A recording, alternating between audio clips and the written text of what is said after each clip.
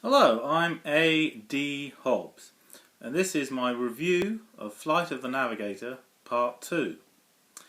It's my review Part 2 basically, because my first review ended abruptly when there were 3 minutes left that were supposed to be recorded. So in other words, there was a malfunction with the machine.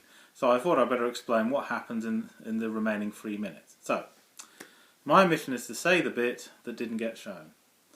So let me think for a minute. Where did I get up to? Yeah, you need to see the first one to understand what's going on in this review, by the way. Yeah. Okay, so this is part 2 of that review. Basically, the bit I got up to was when I was saying how David doesn't want to be in an institution at NASA. He doesn't want to be analysed for the rest of his life. No, he wants to be free. He wants to carry on living. And his father says, if David says no, then he doesn't have to do it. He can stay here. But later on in the movie, NASA says, oh, we've conveniently changed our minds. He doesn't have a say in the matter. If he has to stay in the NASA base for the good of the government, then he doesn't have a choice. So, okay. But in spite of a few bloopers, here and there, it's quite an enjoyable movie. Yeah.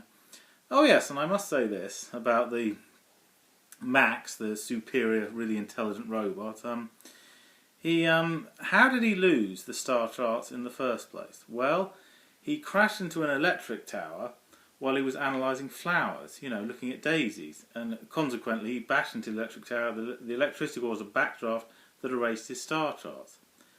He's supposed to be a really superior, intelligent robot.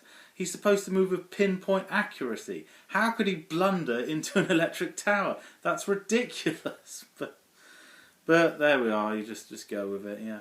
And also, if he hadn't blundered into the electric tower, he wouldn't have lost the star charts in the first place.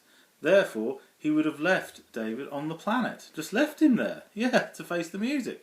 So yeah, that would have been awful. Poor David. Yeah, he would have left him there, just routine, I have no use for him, But he does have a use for him, a very practical, yes, he's got information in his head that he needs to complete his mission, otherwise he can't get back to Phalon. So he has something that David has something he wants, and the other guy can help him, so everyone's happy. And the other thing is, a crucial point here, David is human. Now, Max, the robot, he was told by the people of Phalon, pick a specimen from Earth, bring it back to Phalon for study, then put it back on Earth. Any specimen at all.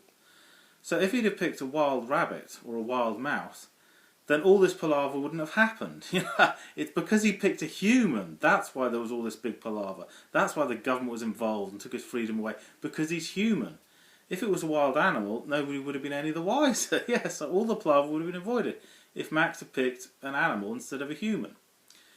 But there wouldn't have been much of a story then, would there? Yeah, yes, the whole story depends on the palaver, yes, yeah. Okay, I'll sum this up by saying, when I first saw Flight of the Navigator when I was about 10, I thought, good movie, but a few bits could have been done a bit better.